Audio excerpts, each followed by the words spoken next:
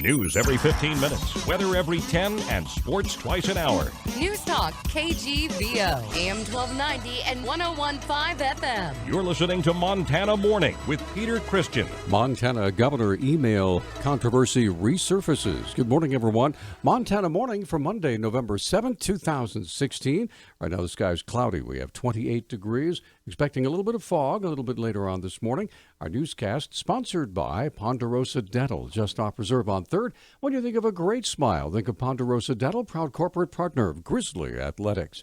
When Governor Steve Bullock said recently the official emails from his time as Montana Attorney General no longer exist, some are now surfacing, and at least one state official is considering an investigation that could involve the upcoming legislative session.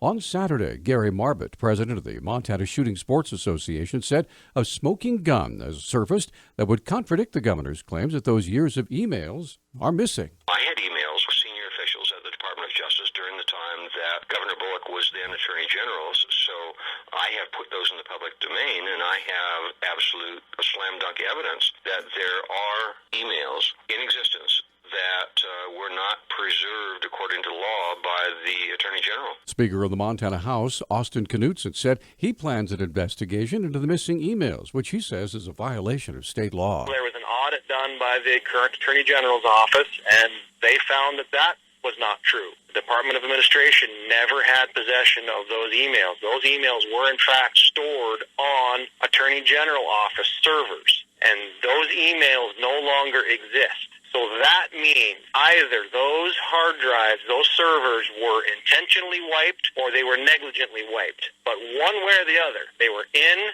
Steve Bullock's possession when he was the Attorney General, and they no longer exist. Knudsen said he'll ask the legislature to look into the matter of Bullock's missing emails. From what I can see, from what I've been presented here, these statutes have been violated. There are no emails. So, win, lose, or draw, no matter who's the governor in a couple of days here, we're going to do this investigation. That's my pledge to the people of Montana. KGVO reached out to both gubernatorial campaigns for a response, and those responses are attached to our story on our website at newstalkkgvo.com.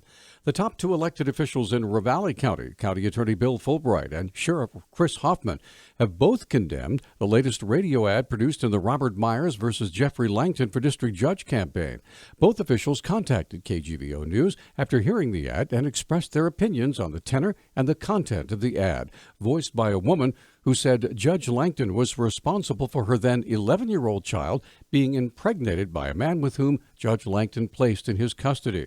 First, Bill Fulbright. I'm disappointed in the fact that victims are being drug out into public. These are people we've worked very hard on behalf of. We know who they are, of course, and to drag them back out in public in the name of a judicial race is just extremely disappointing. The fact that the biological mother of the victim is doing it is even more distressing to us. Fulbright said the ad does not state all the facts of this tragic case. What's really distasteful is to have the very person who could have spoken up in that guardianship proceeding and said, I know some history you need to know, Judge. It's painful, but I know it. To now say somehow the judge ripped these children from her very grasp and placed them with this person. Sheriff Hoffman decried the tenor and content of the ads and their effect on the political climate in Ravalli County. I just think that it's important to say that regardless of the outcome of the race, this ad and the ads that have preceded it shocked conscience. And this ad in particular, but all of the ads have been over the top, but this campaign is unhinged. Just so that I'm clear, this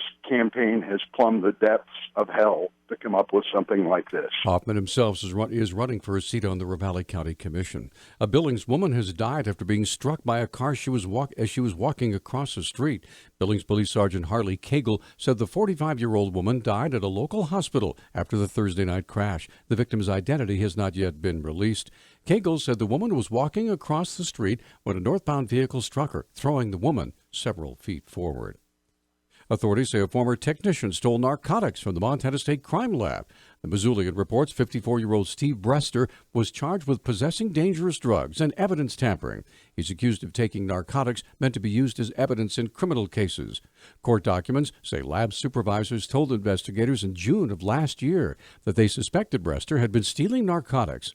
An investigation found that Brester fabricated shipping evidence 18 times, tricking the lab's system into saying the narcotics had been returned to police departments.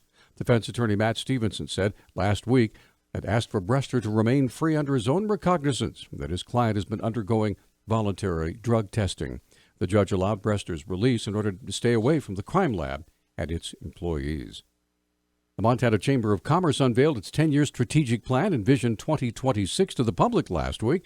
Chamber President and CEO Webb Brown said the plan has four specific objectives to move Montana up the national ranks in multiple categories. One is workforce development, and we know that's a big issue for Montana businesses right now, and Montanans as well. Second is kind of business climate in general, just the cost of doing business and the regulatory environment, legal environment.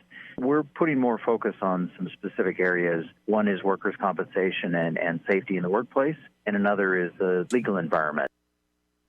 Brown continued and described the final two objectives they plan to focus on. The third objective is infrastructure investment. That's something that we haven't had in a major way for the last couple of sessions, and we know we desperately need in Montana. And then the final one is entrepreneurship and sustainability of business. That's kind of the direction that we're headed. It's, I would say, almost a doubling of our efforts in the past. According to Brown, investors have already invested more than $800,000 to fund the first 5 years of that plan. A man has been sentenced to 15 years in prison for spraying two Flathead County Sheriff's deputies in the face with bear spray that temporarily blinded them. The Flathead Beacon reports Devin Andrew Lelm was sentenced Friday for the February 1st attack. Lelm of Kalispell pleaded guilty to felony assault on a peace officer. Election Day is coming up tomorrow. The Missoula Family YMCA is offering safe, secure child care for voters at no cost. Marketing coordinator for the YMCA, Kat Franchino, said the free child care is being offered nationwide. Here in Missoula, we are going to be accepting children ages 6 weeks through 7 years in our Child Watch facility, and it's going to be on Tuesday, November 8th. We have 2 blocks of time set aside, 11 a.m. to 1 p.m. and 5 p.m. to 7 p.m. Franchino provides more details on the offer for free child care. For more information, you can visit our website, which is ymcamissoula.org, or you can call our Welcome Center at 721-9622.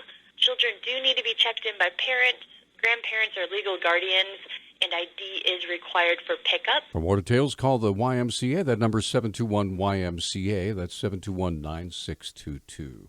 Our News Talk time is 6:12. News Talk, KGVO. Missoula's official weather station. Patchy fog this morning will give way to partly sunny skies with daytime highs in the mid-50s. Tonight, freezing fog will develop after midnight with our overnight lows in the upper 20s and low 30s. I'm meteorologist Brooke Foster for Missoula's KECI 13.